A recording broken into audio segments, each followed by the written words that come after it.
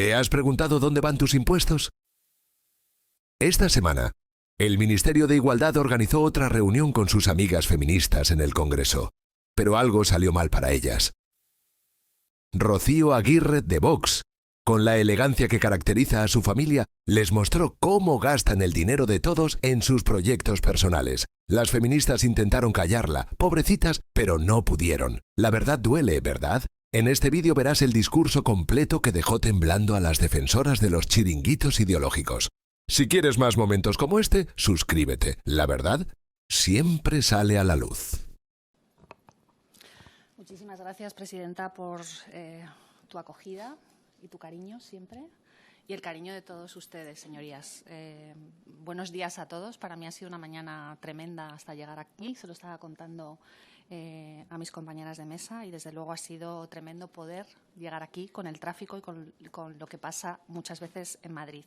Así que intentaré tranquilizarme e intentaré transmitirles todo lo que vengo a decir.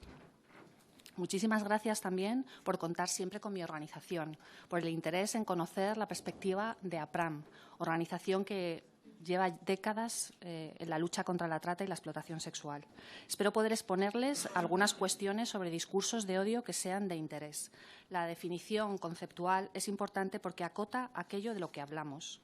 El objeto de esta subcomisión es el análisis de los actos y discursos que de manera pública fomentan o incitan a la discriminación contra una persona o grupo de personas con motivo sexista, racista, homófobo o ideológico.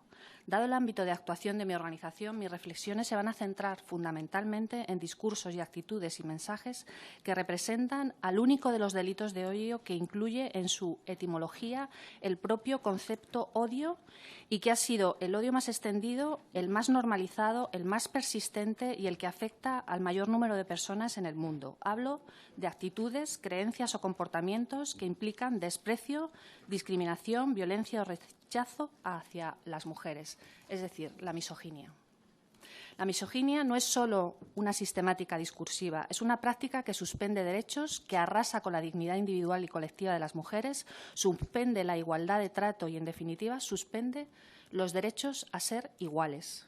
El discurso misógino niega dignidad e igualdad de derechos a las mujeres. El discurso y las discriminaciones misóginas no tienen la misma virulencia en todas las partes del mundo, pero en todo el mundo es una práctica de hostilidad hacia las mujeres que está arraigada culturalmente, también en las democracias avanzadas.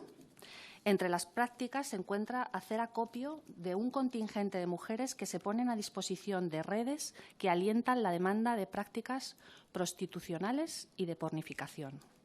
Ustedes saben que la mayoría de los discursos misóginos no tienen reproche penal, pero todos ellos objetivamente contravienen de forma grave los principios rectores de la igualdad que nuestro ordenamiento jurídico viene estableciendo desde las últimas décadas. Y quiero citar el último informe de la Secretaría de Estado de Migraciones del Ministerio de Inclusión y Seguridad Social cuando habla y delimita la conceptualización en materia de delitos de odio, de la que estoy totalmente de acuerdo. Se catalogan habitualmente, y cito textualmente, como crímenes odiosos, conductas típicas muy dispares desde los delitos de terrorismo o de criminalidad organizada hasta los de explotación y los de pornografía infantil. Mi organización da apoyo a las víctimas en una forma de criminalidad organizada que pone a miles de mujeres y niñas en el mercado de la prostitución, la pornografía y la explotación sexual en sus múltiples formas. Trabajamos intensamente para favorecer no solo la detección, sino la identificación de víctimas de explotación, de trata, conjuntamente con las administraciones públicas y con los cuerpos y fuerzas de seguridad del Estado. Desde esta posición, no tenemos duda de que, como indica el citado informe, estas prácticas se sostienen sobre discursos normalizados de odio. Y quisiera llamar su atención sobre el hecho de que la misoginia se sirve de un amplio catálogo de expresiones y discursos públicos de desprecio siempre hacia las mujeres. Esta afirmación queda patente en comentarios normalizados de desprecio de foros y redes digitales y en la industria audiovisual que socializa a nuestras jóvenes bajo parámetros de aceptación de la subordinación y bajo el parámetro del fomento de la subordinación sexual de mujeres a través de la objetificación. Y a continuación tiene la palabra por el Grupo Parlamentario Vox la señora Aguirre Gil de Vietnam. Vietnam. Con M. Los apellidos se me Vietnam. dan fatal. Es que es complicado. Bueno, pues muchas gracias, presidenta. Muchas gracias, señora Mora, por su comparecencia. Nosotros hemos estado revisando con detalle las cuentas de su asociación y hay bastantes puntos que nos generan muchas dudas. Entonces, bueno, yo creo que es importante porque tanto en la cuenta de resultados como en el balance de situación hay apuntes que creo que los españoles, que al final son los que están pagando su asociación, tienen que saber a dónde va su dinero, en qué se está gastando su dinero y qué beneficios está teniendo utilizar su dinero. Voy a ir punto por punto. Usted tiene publicada en la web las cuentas auditadas de 2023. Entonces, ustedes han recibido en 2023 la cantidad de 2.716.000 euros en subvenciones y los gastos de personal de su asociación han ascendido a 2.623.000 euros. Es decir, se han gastado ustedes el 97% de las subvenciones en contratar personal. Y además, esta cifra supone un aumento del 31,5% respecto a 2022, en el que recibieron 1.994.000 euros. Yo le quiero preguntar, ¿me puede usted decir, por favor, cuántas personas están en nómina en su asociación, qué perfiles profesionales tienen, qué trabajos realizan y a qué se debe este aumento de los gastos de personal? En segundo lugar, en los gastos aparece una cifra de gastos en servicios exteriores de 572.000 euros, es decir, medio millón de euros. ¿Me puede usted decir, por favor, a qué corresponde este gasto? ¿Es a contratar personal externo? Porque ustedes ya gastan más de 2,5 millones de euros en personal. Me gustaría saber qué es esto de medio millón de euros en servicios externos. En el balance, en la parte de activo corriente, ustedes dicen que en 2023 tienen 2 millones de euros en caja. Punto número 7, que tengo aquí. Es decir, tienen en efectivo y otros activos líquidos 2 millones de euros. ¿Por qué tienen 2 millones de euros en la caja? Y, sobre todo, teniendo estos 2 millones de euros en la caja, ustedes mantienen una deuda de medio millón de euros en deudas a corto plazo. Entonces, no entiendo cómo pueden tener 2 millones de euros en la caja, recibir 2.800.000 euros en subvenciones y tener medio millón de euros en deudas. ¿Es que se están financiando con un fondo de maniobra? ¿A quién le deben medio millón de euros? ¿Me lo puede decir, por favor? Asimismo, no se entiende que acumulen ustedes un inmovilizado material de 650.000 euros con un aumento de 200.000 euros respecto a la cuenta de 2022. Es decir, ustedes han aumentado un 200% su inmovilizado material. ¿Qué inmovilizado material? ¿Me puede usted decir qué es este inmovilizado material?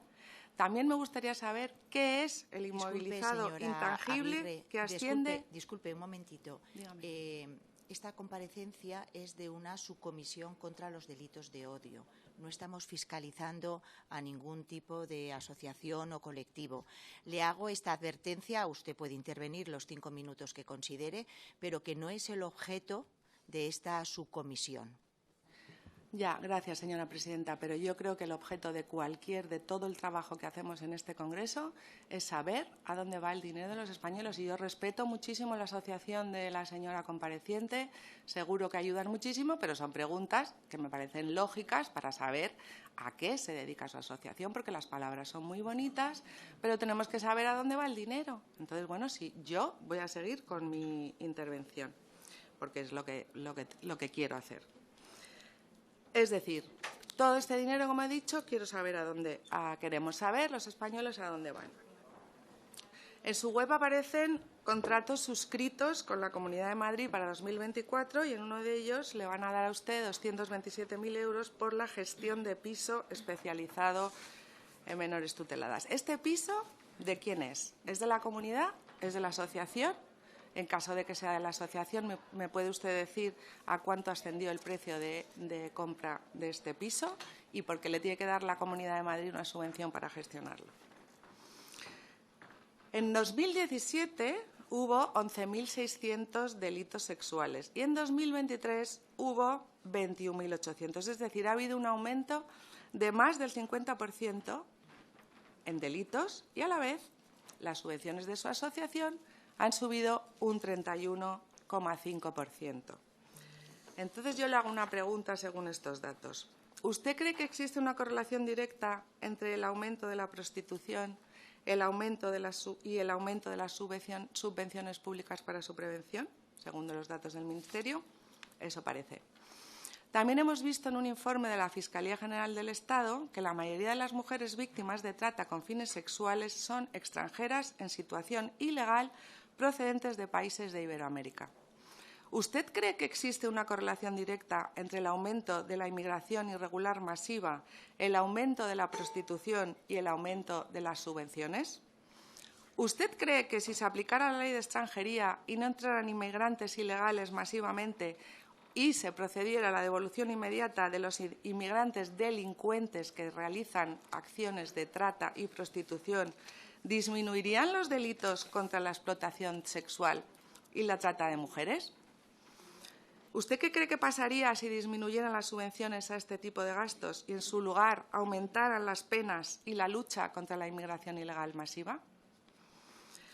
Y para terminar, con base a estos datos que le doy, que si usted no me responde, que creo que no me va a responder, con datos a todas las preguntas que le he hecho, que creo que son de interés de los españoles, yo puedo llegar a una conclusión lógica que es a más inmigración ilegal, más delitos sexuales, más subvenciones para erradicar delitos, más impuestos para pagar las subvenciones, más déficit y, en consecuencia, menos ahorro para las familias, menos inversión y menos trabajo.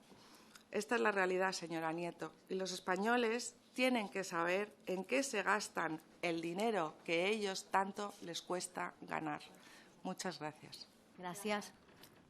Gracias. Y buenos días a todos los diputados y diputadas. Me gustaría empezar dando las gracias a la presidenta de la subcomisión por invitarme a comparecer para compartir mi experiencia sobre un asunto que nos interpela a todos, la eliminación del odio en nuestra sociedad. Un objetivo ambicioso, incluso utópico, podríamos decir, más en el contexto actual en el que el odio y la estigmatización del colectivo se ha distribuido.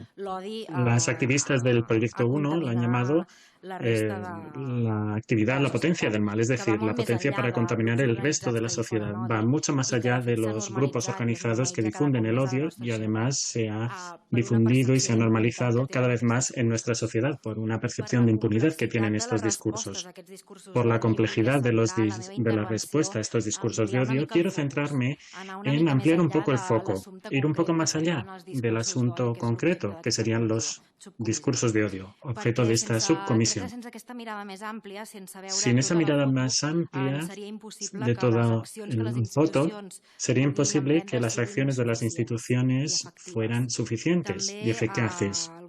También hay algunos ejemplos, me gustaría explicar algunos ejemplos de políticas que hemos desplegado desde el Departamento de Igualdad y Feminismos de la Generalitat de Cataluña en la última legislatura y creo que pueden ser de interés o inspiración para la tarea de esta subcomisión y para los grupos parlamentarios.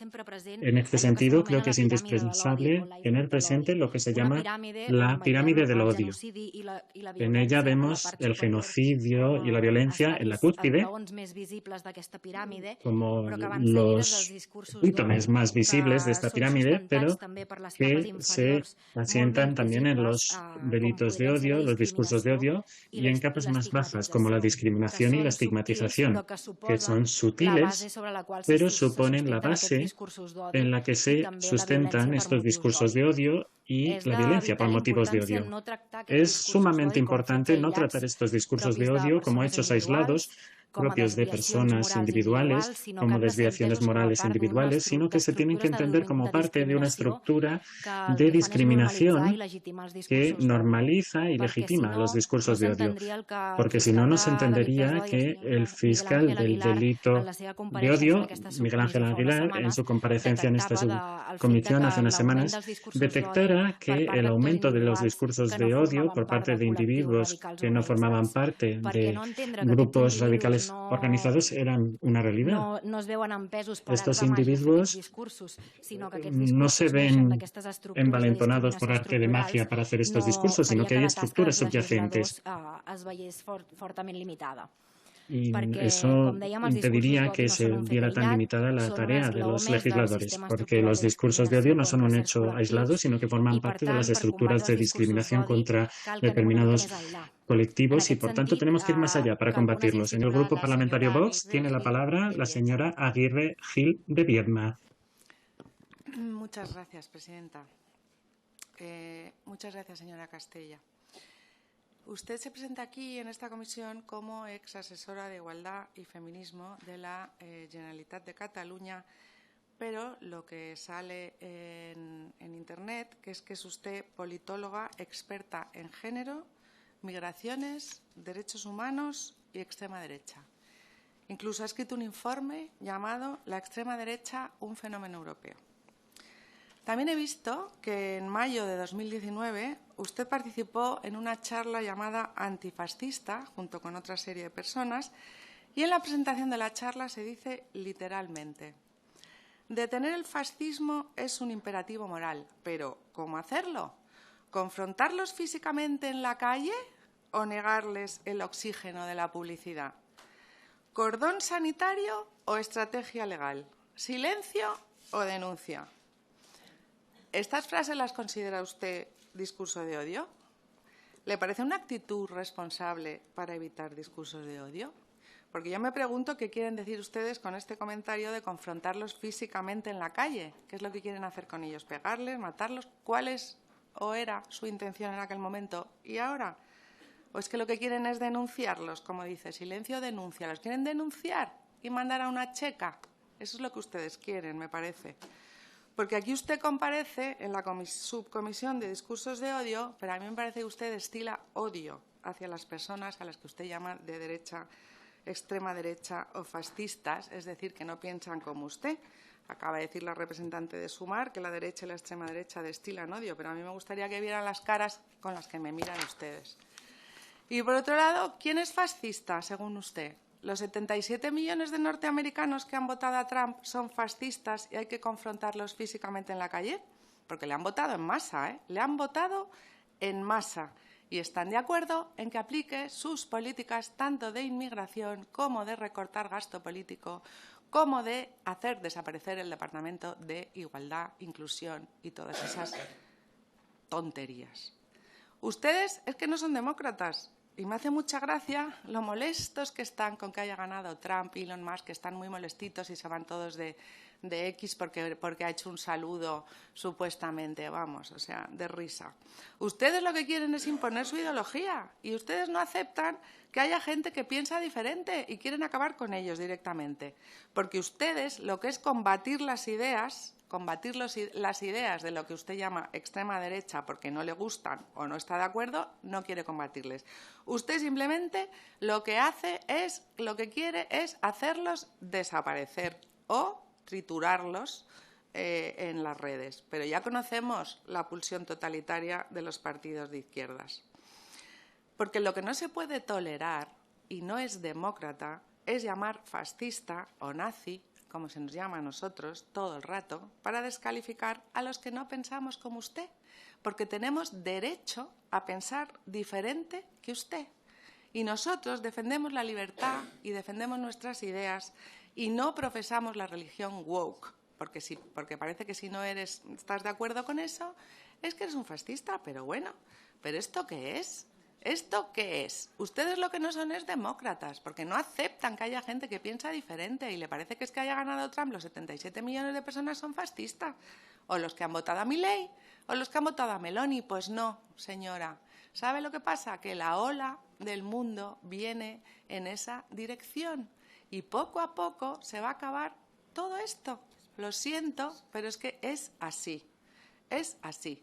Porque ustedes dicen que el avance de la extrema derecha va a acabar con la democracia y la igualdad, pero yo creo que ustedes, con su discurso centrado en generar división polarización y confrontación, al no aceptar a los que piensan diferente, son los que realmente no son demócratas y lo único que hacen es generar odio.